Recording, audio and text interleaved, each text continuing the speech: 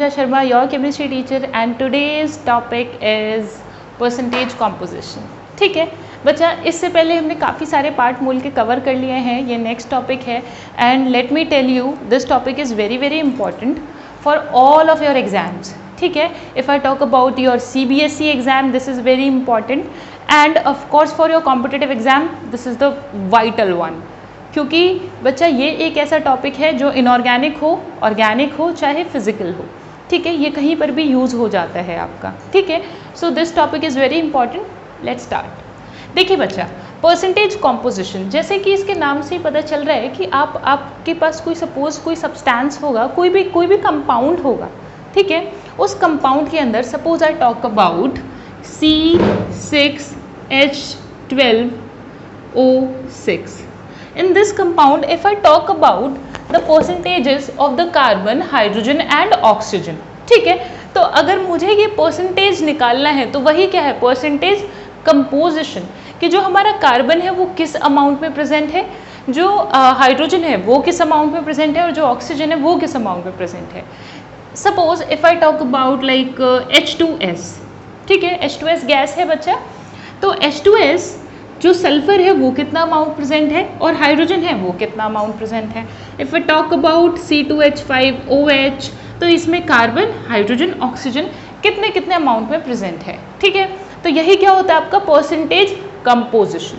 ठीक है, चलिए अब अगर आपको परसेंटेज कंपोजिशन निकालनी है तो आप निकालोगे कैसे. ठीक है बेटा, सबसे पहले तो आप परसेंटेज को हमेशा याद रखोगे कि परसेंटेज का मतलब 100 होता है, 100. ठीक है, अगर आपको 8th 9th क्लास अगर आपकी याद हो, मैथ्स याद हो उसका थोड़ा सा, तो उसमें आप परसेंटेजेस पढ़ते थे. ठीक है, तो परसेंटेज का मतलब क्या होता है आपका 100. ओके, वही आपको याद रखना है. वो फॉर्मूला, वो जो आपने परसेंटेज पहले पढ़ा हुआ था बेटा, वो यहाँ पर बहुत ज़्यादा यूज़ होगा when you apply unitary method to the questions. ठीक है, तो सबसे पहले बात कर लेते हैं इसके फॉर्मूला की. फॉर्मूला क्या है? ठीक है, फॉर्मूला कुछ नया नहीं है बेटा, फॉर्मूला वही है जो आप 8th 9th क्लास से पढ़ते हुए आ रहे हो. बस हमने थोड़ा सा चेंज करके उसमें थोड़ी सी केमिस्ट्री लगा दिया है. क्यों केमिस्ट्री लगाई? Because we are studying what, chemistry. ठीक है, तो वो तो लगानी ज़रूरी थी, वो तो बनता था. So suppose percentage composition, percentage of the element. ठीक है, ऑफ एनीथिंग. ठीक है, परसेंटेज कंपोजिशन ही लिख लीजिए आप सीधा. सो परसेंटेज कंपोजिशन बराबर होगा, देखिए मास ऑफ, मान लीजिए मुझे कार्बन का निकालना है तो उसका मास ऑफ दैट एलिमेंट in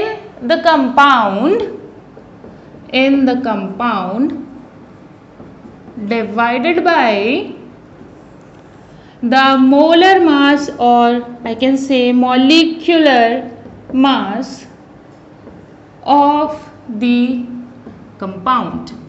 ठीक है, अब बेटा परसेंटेज आ गया तो क्या आ जाएगा, 100 भी आ जाएगा, 100. ठीक है बच्चा, इतनी बात समझ में आ रही है. ये बिल्कुल इस तरीके से है, suppose I have a company और उसमें मैं 50% जो शेयर्स हैं वो मेरे हैं और 50% आपके, तो परसेंटेज निकाली ना हमने. बिल्कुल इसी तरह से कर रहे हैं हम. ये बता रहे हैं कि अगर ये तीनों एक कंपनी के मालिक हैं तो उस कंपनी में कितना शेयर कार्बन का होगा, कितना हाइड्रोजन का होगा और कितना ऑक्सीजन का होगा. ऑफ कोर्स जिसका मास जितना ज़्यादा होगा उसका शेयर उसमें उतना ज़्यादा होगा, है ना. जिसने, भाई अगर एक कंपनी है उसमें सपोज मैंने ज़्यादा पैसे इन्वेस्ट किए हैं, ठीक है, तो मेरा 75% शेयर है और आपका 25% शेयर है. ठीक है, तो यही तो हुआ, जिसने ज़्यादा पैसे इन्वेस्ट किए उसके ज़्यादा शेयर्स हैं. ठीक है, और जिसने कम किए उसके कम हैं. बिल्कुल इसी तरह से हम ये निकाल रहे हैं कि सपोज ये एक कंपनी है पूरी और उस कंपनी में कौन है, कार्बन है, हाइड्रोजन है, ऑक्सीजन है. ठीक है, ये तीनों एक कंपनी के मालिक हैं. तो अब हमें ये निकालना है कि कार्बन का कितना शेयर है, हाइड्रोजन का कितना शेयर है और ऑक्सीजन का कितना शेयर है. I think you got my point. ठीक है, ये बिल्कुल बच्चे इसमें कुछ चेंज नहीं होने वाला, वही है जो आप पहले से पढ़ते आ रहे हो. बस मैंने क्या कहा, थोड़ी सी केमिस्ट्री लगा दी है, कंपाउंड लगा दिया है. ठीक है, अब देखिए बेटा, जो टोटल होगा, ठीक है, पहले हमें वो भी चाहिए क्योंकि मॉलिक्यूलर मास देखो बच्चा, जो भी इसका टोटल मास होगा उसी के अंदर तो कंट्रीब्यूशन दे रहे होंगे। क्यों? क्योंकि हम बात कर रहे हैं यहाँ पे परसेंटेज बाय मास, अगर मैं लिख दूं बाय मास, ठीक है। देखो परसेंटेज बाय मास का मतलब क्या है कि we are dealing with the mass. अगर परसेंटेज बाय वॉल्यूम होता, इसको बेटा अभी मैं इतना डिटेल में नहीं जाऊंगी, I'll make a video on concentration terms, तो मैं आपको उसके अंदर आपको समझाऊंगी कि percentage by mass, percentage by volume क्या क्या होता है। अभी आप सिर्फ परसेंटेज ऑफ मास समझिए, ठीक है। सो परसेंटेज ऑफ मास क्या है कि कितने ग्राम में कितना प्रेजेंट है, ठीक है, और वो भी कितना 100 में। 100 हमने क्या मान लिया बेटा, 100 हमने रेफरेंस पॉइंट मान लिया। अब देखो बच्चे, अब देखो परसेंटेज बाय मास। अब मान लो मुझे यहाँ पर कार्बन का परसेंटेज निकालना है। आई होप कि आपको ये पता होगा C6H12O6 ग्लूकोज होता है बेटा, ग्लूकोज। अब मुझे क्या निकालना है कि ग्लूकोज में percentage of carbon by mass, या परसेंटेज कॉम्पोजिशन ऑफ कार्बन भी लिख सकते हो, या percentage of carbon by mass भी लिख सकते हो, ठीक है। तो वो क्या होगा, कार्बन का ये जो है मास of that element in the compound. अब बताइए बेटा, इसमें कार्बन का कितना मास हुआ, इसमें C6H12O6 में कार्बन का मास तो यही होगा ना। एक कार्बन का मास कितना होता है, 12, ठीक है। सो 12 × 6, ठीक है बच्चा। अब यहाँ पर अगर मैं देखूँ बेटा, तो जब हम टोटल का मास निकालेंगे बच्चे, तो ये कितना हो जाएगा, टोटल का मास अगर आप निकालोगे तो 6 × 12, आपको पता है ना मोलर मास निकालना। अगर नहीं आ रहा है बच्चा तो आप लास्ट वीडियो देख सकते हो मोलर मास निकालने वाली, उसमें मैंने आपको सिखाया हुआ है कि मोलर मास कैलकुलेट कैसे करते हैं। यहाँ देखो, अब बच्चे हाइड्रोजन का कितना होता है, 1 होता है। अगर हाइड्रोजन का 1 है तो आप क्या करेंगे 1 × 12। ऑक्सीजन का कितना होता है बेटा, एक ऑक्सीजन का इट्स व्हाट 16, राइट। सो 16 × 6। अगर बच्चा आप इसको पूरे को कैलकुलेट कर लेते हो तो आपका जो टोटल आएगा वो आएगा 180। ये 180 बेटा क्या आया है, मोलर मास, और आई कैन से मॉलिक्यूलर मास, ठीक है। किसका आ गया बेटा, ये C6H12O6 का टोटल का मास आ गया। अब मुझे क्या निकालना है कि इस टोटल में मेरा कार्बन कितना था, ठीक है। तो कार्बन कितना होगा बेटा, 12, यहाँ देखिए परसेंटेज ऑफ कार्बन कितना होगा बेटा, 12 × 6, इतना ही तो है बस कार्बन। भाई कार्बन का शेयर इतना ही तो है ना, बाकी तो हाइड्रोजन है ये, और ये क्या है, ऑक्सीजन है, राइट। तो यहाँ पर हो गया हमारा ये कार्बन डिवाइडेड बाय टोटल कितना हुआ 180, and I told you percentage निकालना है तो 100 जरूर होगा, ठीक है। ये आया बच्चा। अगर आप इसको कैलकुलेट करोगे तो कैलकुलेट करके बताओ कितना आएगा, 40%। जो कार्बन आ गया बेटा आपका, जो कार्बन आ गया वो कार्बन कितना आ गया आपका, 40% आ गया। यानी कि इस टोटल के अंदर जो कार्बन है उसका परसेंटेज कितना है, 40%। ओके डन, आगे बढ़े। अच्छा, अब अगर मुझे निकालना है परसेंटेज ऑफ हाइड्रोजन, ठीक है, हाइड्रोजन का परसेंटेज निकालना है तो हाइड्रोजन का परसेंटेज क्या होगा बेटा, 1 × 12 डिवाइडेड बाय, बता दो टोटल का। भाई सिंपल है formula, mass of that element. Hydrogen का मास कितना है, 1 × 12 divided by the molar mass of the compound, and the molar mass of the compound is 180। अच्छा बेटा डन, इतनी बात समझ आती है। अगर आप इसको देखोगे बच्चा तो ये 6.67% आएगा आपका, जो आपका हाइड्रोजन आएगा that would be come out to be 6.67%। I hope इतनी बात आपको क्लियर हो गई होगी।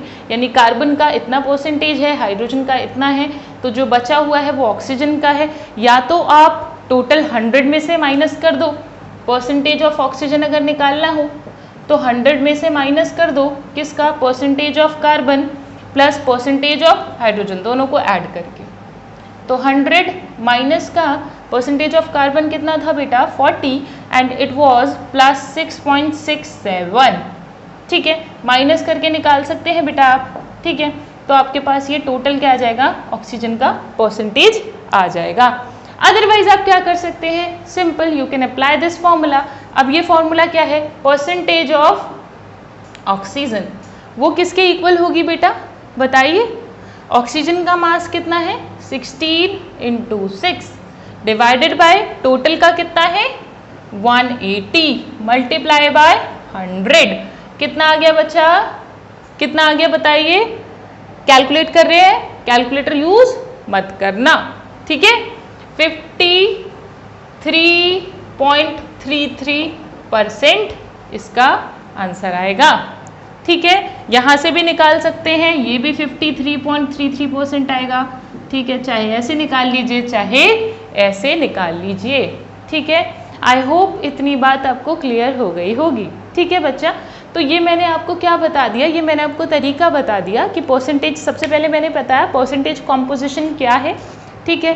परसेंटेज कंपोजिशन का मतलब यही है कि आप उसमें क्या निकाल लो, एक टोटल जो सब्सटेंस है उसके अंदर आप अलग अलग जो एटम्स हैं उनका परसेंटेज निकाल लो कि परसेंटेज बाय मास वो कितना प्रेजेंट है, ठीक है, कि टोटल मास में उसका कितना कंट्रीब्यूशन है, ठीक है बच्चा। अब देखो परसेंटेज बाय मास का फॉर्मूला लिखवा दिया, फॉर्मूले से कर सकते हो, अदरवाइज सिंपल है, इतना तो कुछ बहुत बड़ा मैथ नहीं है बच्चा, जो आप 8th क्लास में लगाते थे वही मैथ है कि आपको इसका शेयर निकालना है तो रख दीजिए बेटा इसका कितना कंट्रीब्यूशन है, मतलब इसका कितना कंट्रीब्यूशन है, इसका परसेंटेज निकालना है तो इसका कितना कंट्रीब्यूशन है, डिवाइडेड बाय टोटल, टोटल में इसका कितना कंट्रीब्यूशन है, multiply by 100, you will get the percentage, ठीक है। ये बिल्कुल आपने परसेंटेज ऑफ कार्बन निकाला, हाइड्रोजन निकाला, जब तीसरा एक ही एलिमेंट है तो आप उसको 100 में से माइनस कर सकते हो, otherwise you can apply the formula, ठीक है। क्लियर बच्चा। बेटा ये जो मैंने आपको तरीका बताया, इस तरह का ये जो क्वेश्चन है मैं इसको हटा रही हूँ, नेक्स्ट क्वेश्चन बेटा आप ट्राई करना। ये मैंने लिया है आपकी NCERT से, ये आपकी टेक्स्ट बुक का सेकंड क्वेश्चन है बच्चे, मोल कॉन्सेप्ट का सेकंड क्वेश्चन है। और बेटा जो CBSE है उसमें इस तरह के क्वेश्चंस आते हैं, इसके बाद हम डिस्कस करेंगे कि आपके कॉम्पिटिटिव में किस तरह के क्वेश्चन आ सकते हैं और किस तरह के क्वेश्चन आए हुए हैं, ठीक है बच्चा। तो इसको हम हटा देते हैं ऊपर वाले को सारे को, आई थिंक अब तो फॉर्मूला भी याद हो गया होगा, not a very big deal, चलिए ठीक है। अच्छा बच्चा अब नेक्स्ट बात करते हैं जो आपका NCERT का मैं क्वेश्चन की बात कर रही थी। So question is calculate percentage composition of different elements in Na2SO4, ठीक है बच्चा। Na2SO4 में अलग अलग जो एलिमेंट्स हैं उनका मुझे परसेंटेज निकालना है, ठीक है। आई थिंक आपको इतनी बात तो समझ आ रही होगी कि करना तो वैसे ही है, बस आपको क्या बदल गया, आपका सब्सटेंस बदल गया है, ठीक है। तो सबसे पहले बेटा क्या निकाल लें, हम टोटल का मास निकाल लें, ठीक है। जो मॉलिक्यूलर मास होगा ऑफ सब्सटेंस वो किसके बराबर होगा बच्चा, देखो एक सोडियम का 23 होता है, सो 23 मल्टीप्लाई बाय 2 प्लस एक सल्फर का कितना होता है 32 एंड एक ऑक्सीजन का कितना होता है बच्चा 16, सो 16 मल्टीप्लाई बाय 4, सही बोला था, बिना मतलब सॉरी बोल दिया।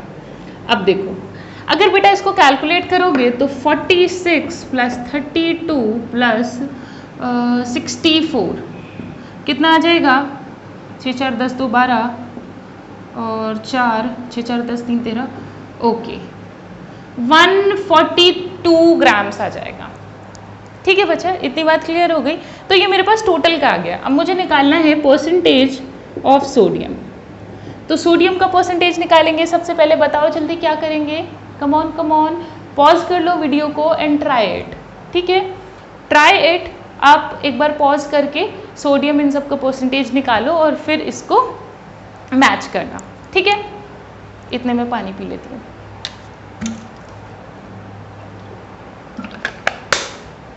चलिए आई होप ट्राई कर लिया होगा, तो अब मैं कर लेती हूँ। तो सोडियम कितना हुआ बेटा 23 मल्टीप्लाई बाय 2, इसका इतना ही तो कंट्रीब्यूशन है, सोडियम का मास उतना ही तो है, डिवाइडेड बाय टोटल का कितना हुआ 142 मल्टीप्लाई बाय 100। आप इसको कैलकुलेट कर सकते हैं बच्चा, जल्दी बताइए, कैलकुलेट कर सकते हैं और कैलकुलेट करके कितना आंसर आएगा।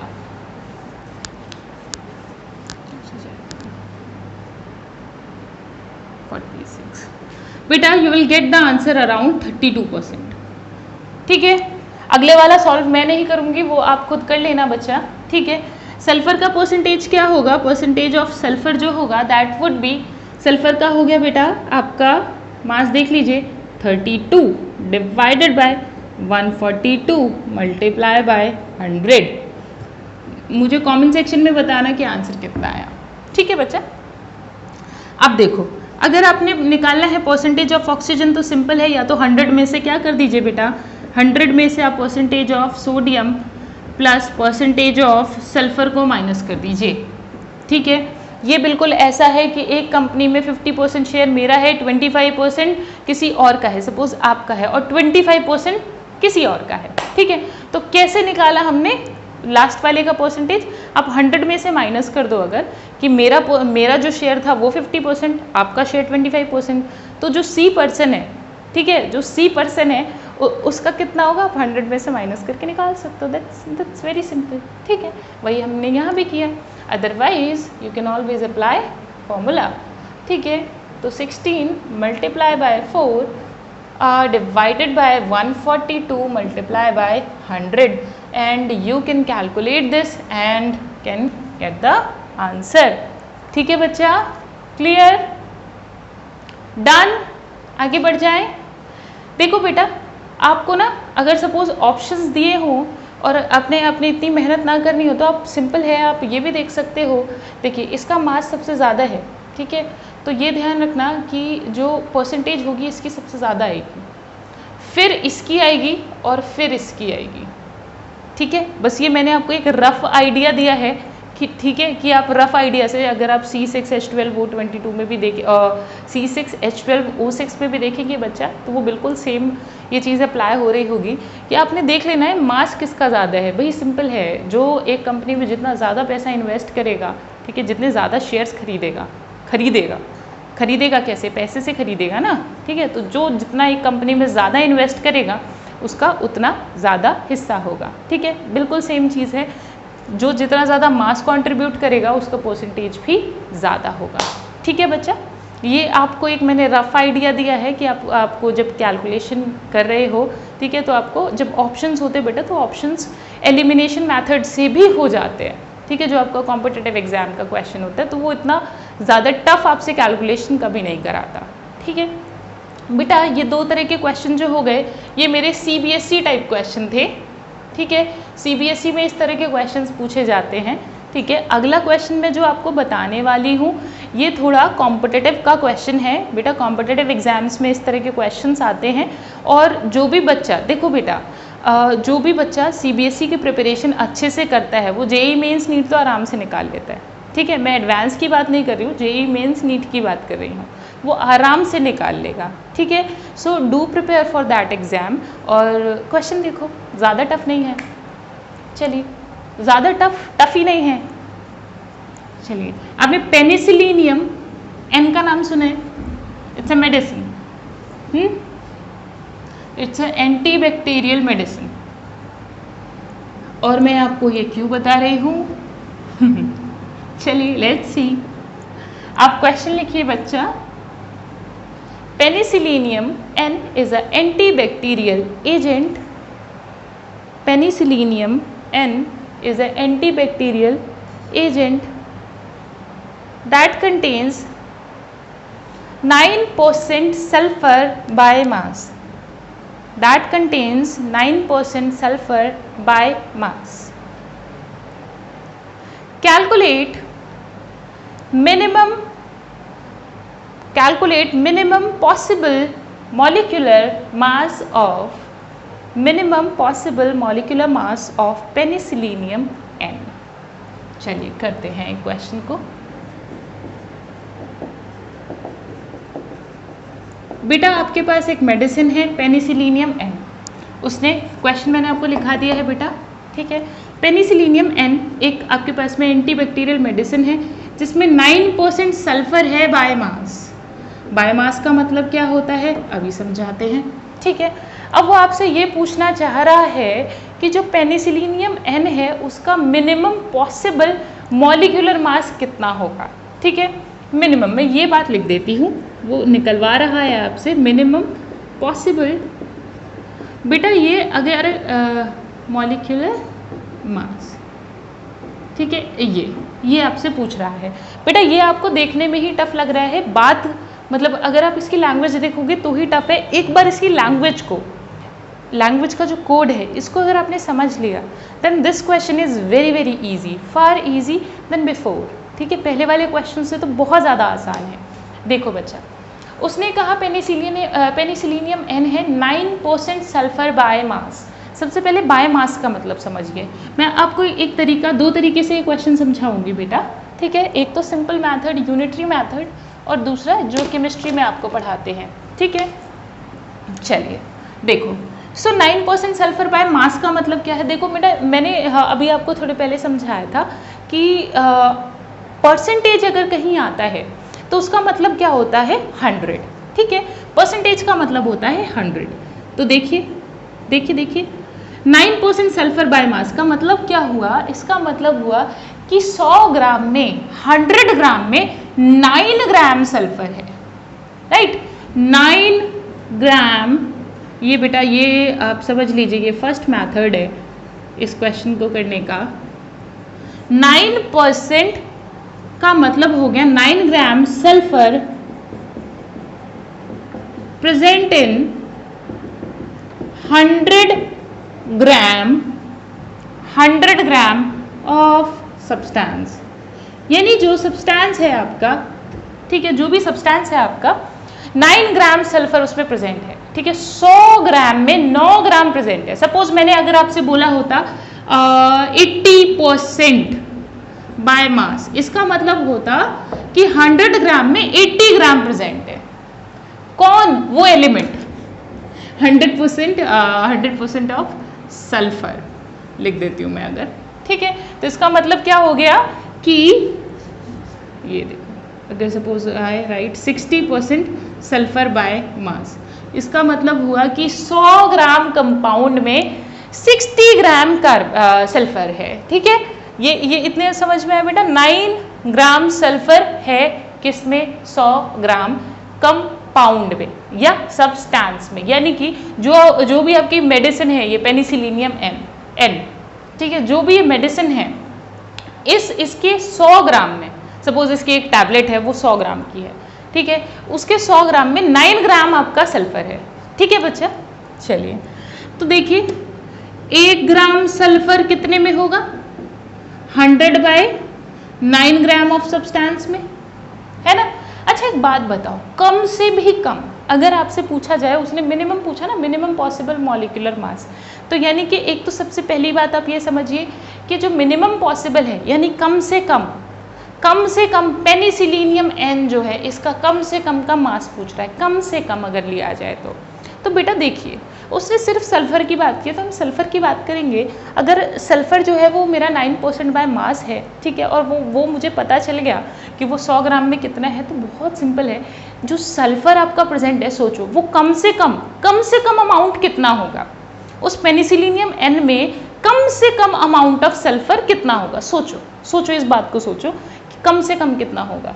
टेल मी, कहना मत यार, ना ही होगा या 1 होगा, फ्रैक्शन में भी हो सकता है। सोचो, ध्यान से सोचो, कम से कम कितना हो सकता है? सोचो। जिसका सही आया हो, जिसने सही सोचा हो, मैं अभी आंसर बताने वाली हूँ, वो कमेंट सेक्शन में बताना मुझे, ठीक है, कि कितने बच्चों का आंसर सही था। चलिए बेटा अब सिंपल समझो, कम से कम अगर बात की जाए तो कम से कम उसके मोलर मास के बराबर ही तो होगा, है ना। उसके मोलर मास के बराबर ही तो होगा कम से कम वेट। और मोलर मास सल्फर का कितना होता है? 32 ग्राम्स, राइट।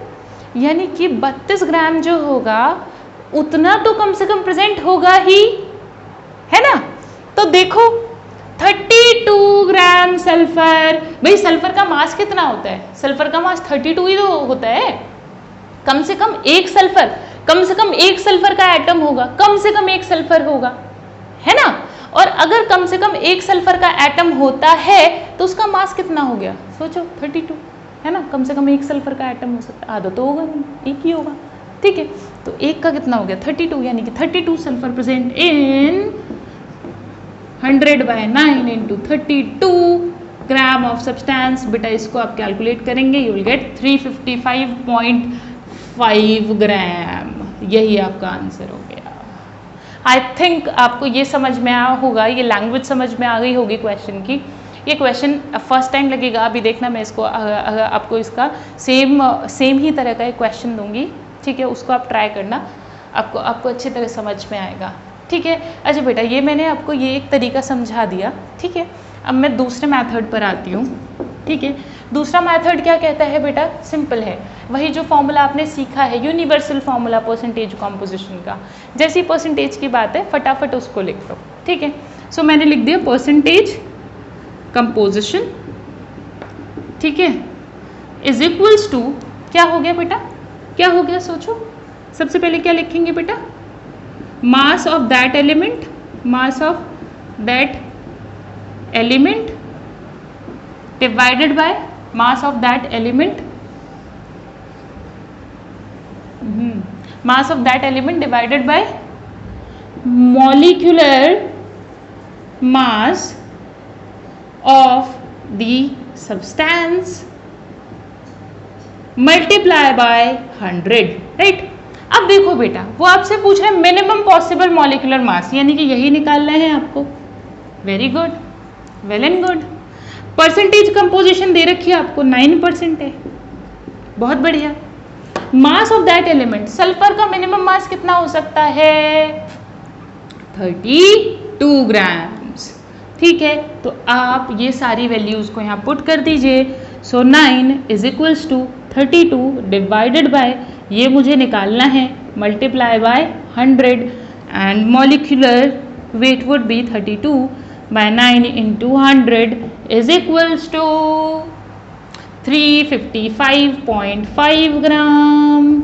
आई थिंक इतनी बात आपको अच्छे से क्लियर हो गई होगी, ठीक है। चलिए डन, इतना क्लियर हो गया बच्चा? चलिए नेक्स्ट क्वेश्चन लिखते हैं। इसको हटा देती हूँ बेटा मैं। नेक्स्ट क्वेश्चन आप खुद ट्राई करने की कोशिश करना। क्वेश्चंस आर नॉट टफ, अगर आप एक बार बेसिक समझ लें इनका तो they are very very easy. Initially लगता है जब आप नया कोई कॉन्सेप्ट पढ़ते हो, ऑफ कोर्स कोई नई चीज़ पढ़ोगे तो थोड़ा इनिशियली तो तुम्हें लगेगा ही, बट उसके बाद नहीं। अगर आप वो अच्छे से समझ में आ जाए तो उसके बाद नहीं। चलिए अब एक और मेडिसिन की बात कर लें।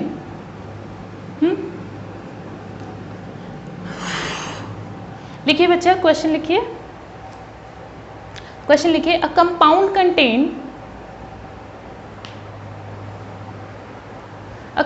Contain 20% of nitrogen by weight, 20% of nitrogen by weight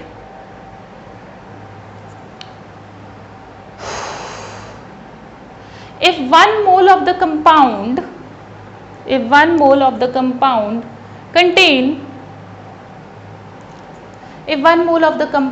contain, मैं लिख ही देती हूँ यहाँ पर, 1 mole of the compound contain 2 nitrogen atoms, 2 nitrogen atoms, 1 mole of compound contain 2 nitrogen atoms, then calculate possible molecular weight of the compound. Possible molecular weight of the compound. Done? Okay. देखिए बेटा, उसने question में कहा है कि एक compound है which contain 20% nitrogen by mass कह लो या बाय वेट कह लो, दोनों बातें सेम है केमिस्ट्री में, ठीक है, देयर इज नो डिफरेंस, ठीक है, 20% नाइट्रोजन बाय मास, ठीक है, ये मुझे गिवन है कि एक कंपाउंड है जिसमें 20% नाइट्रोजन है बाय मास, ठीक है। अब उसने कहा उसके if 1 mole of that compound contain 2 nitrogen atoms, then calculate possible molecular weight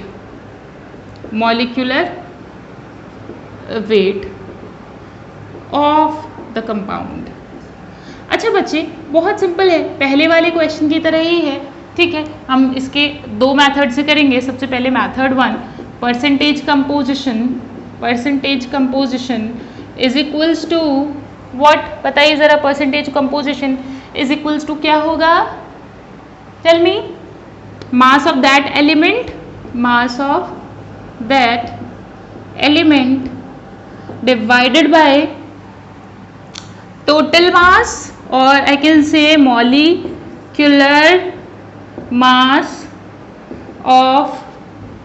molecular mass of the substance, ठीक है, ऑफ द कंपाउंड लिख देते हैं, मल्टीप्लाई 100, ठीक है बच्चा। तो सिंपल है, देखो बेटा, परसेंटेज कंपोजिशन मुझे गिवन है 20% है, राइट, यू कैन राइट 20% है यार, ठीक है, ओके। नाउ 20 लिख देते हैं।